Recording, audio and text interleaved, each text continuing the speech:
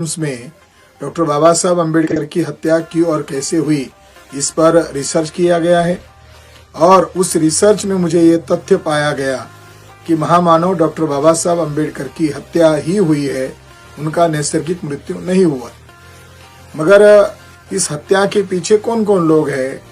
तो इस हत्या के पीछे मोहरे के तौर पर डॉक्टर सविता अम्बेडकर हैं और डॉक्टर मालवणकर है। मगर इसके असली मास्टरमाइंड तत्कालीन कांग्रेस के बड़े नेता पंडित जवाहरलाल नेहरू है और साथ ही आरएसएस के गोलवलकर हैं और श्रीपाद अमृत डांगे नाम का कम्युनिस्ट ब्राह्मण है। डॉक्टर बाबा साहब अम्बेडकर बीमार नेहरू के माध्यम से ये षड्यंत्र रचाया गया था और डॉक्टर बाबा साहब अम्बेडकर के ऊपर गलत ट्रीटमेंट की गई और शादी के पश्चात बाबा साहब अम्बेडकर का स्वास्थ्य गिरता जा रहा था।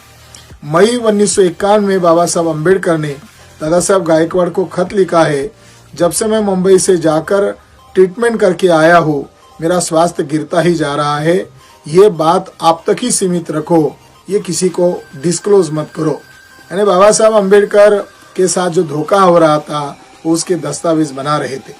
दूसरी बात ये तथ्य सामने आ गया कि बाबा साहब अम्बेडकर ने एक एक मुद्दा टेक ओवर कर लिया था। भारत का संविधान बनाना उनके जीवन का बड़ा लक्ष्य था, अपने लोगों को हक दिलाना बड़ा मकसद था, उन्होंने वो मकसद को हासिल कर लिया।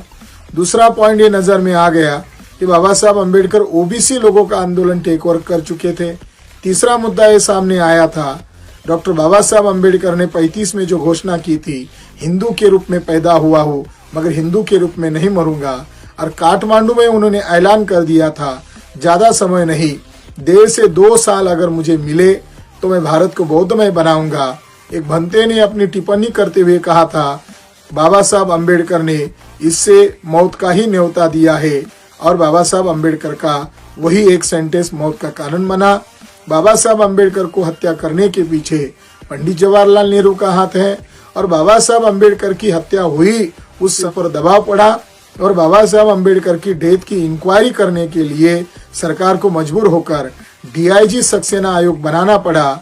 आज 62 साल हो चुके हैं, कांग्रेस ने उस आयोग को दबाए रखा, बीजेपी सत्ता में आई, बीजेपी भी बाबा साहब का राग आलाप करती है मगर वो लोग भी डीआईजी सक्सेना आयोग को सार्वजनिक नहीं कर रहे हैं। हमारी यही न्यायिक मांग है, कांग्रेस और बीजेपी के लोगों को हमारी चुनौती है कि बाबा साहब अम्बेडकर की मौत की जांच करने का जो आयोग है डीआईजी सक्सेना आयोग, वो सार्वजनिक करे, नहीं तो 2019 में जनता आपको कटघरे में लेगी।